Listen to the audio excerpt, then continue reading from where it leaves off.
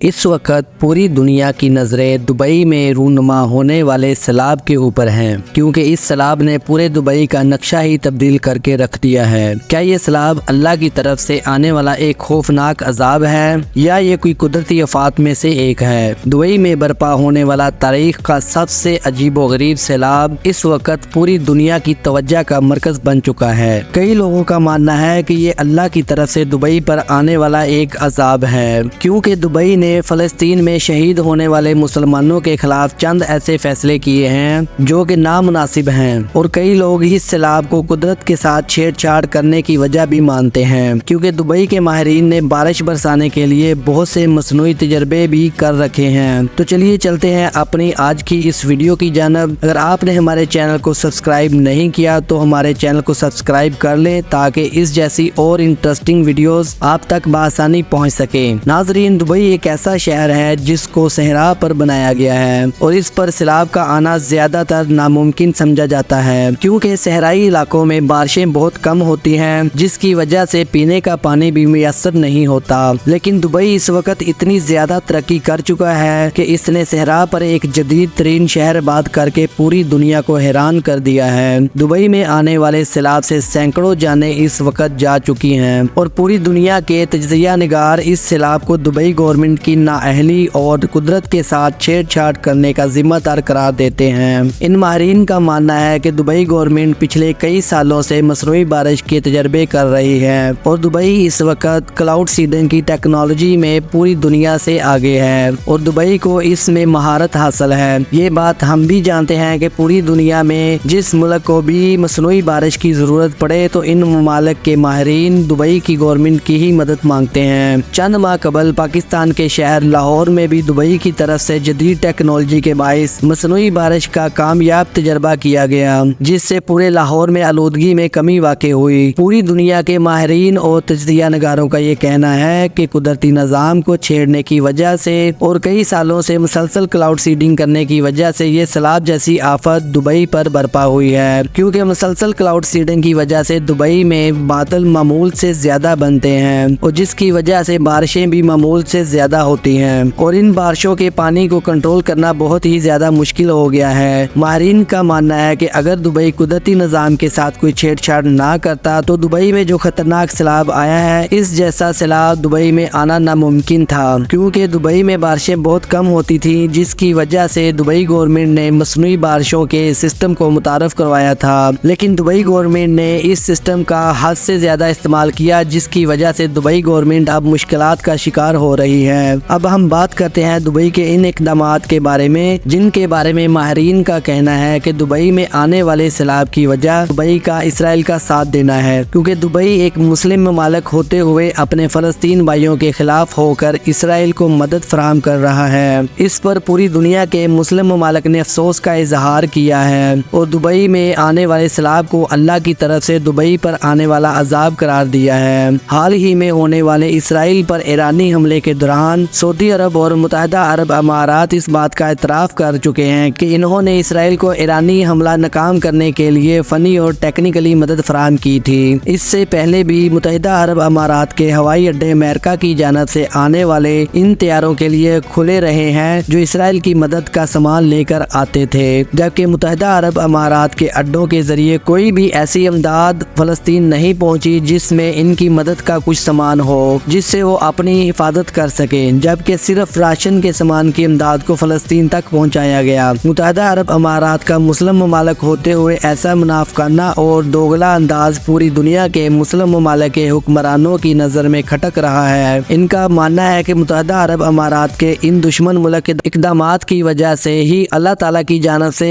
اس پر اس طرح کے عذاب نازل کیے جا رہے ہیں، اور ماہرین کا ماننا ہے کہ اگر ابھی متحدہ عرب امارات اپنے دوگلے پن سے باز آ جائیں اور اپنے مسلمان فلسطینی بھائیوں کے ساتھ ہمت اور جرت کے ساتھ شانہ بشانہ کھڑے ہو جائیں تو دبئی پر آنے والا عذاب ہٹ سکتا ہے، اور کئی ماہرین اس کو قدرتی آفت کے ساتھ چھیڑ چھاڑ کرنے کا نتیجہ بھی کہہ رہے ہیں۔ یہ دونوں رائے آپس میں بہت ہی زیادہ ملاپ کھاتی ہیں، کیونکہ تمام ماہرین کی باتیں کسی حد تک سچ ہیں۔ تو دوستو، یہ تھی ہماری آج کی ویڈیو۔ اگر آپ کو ویڈیو اچھی لگی ہے تو ہمارے چینل کو سبسکرائب کریں اور ملتے ہیں انشاءاللہ ایک اور انٹرسٹنگ ویڈیو میں۔ تب تک ہمیں دیجیے اجازت۔ اللہ حافظ۔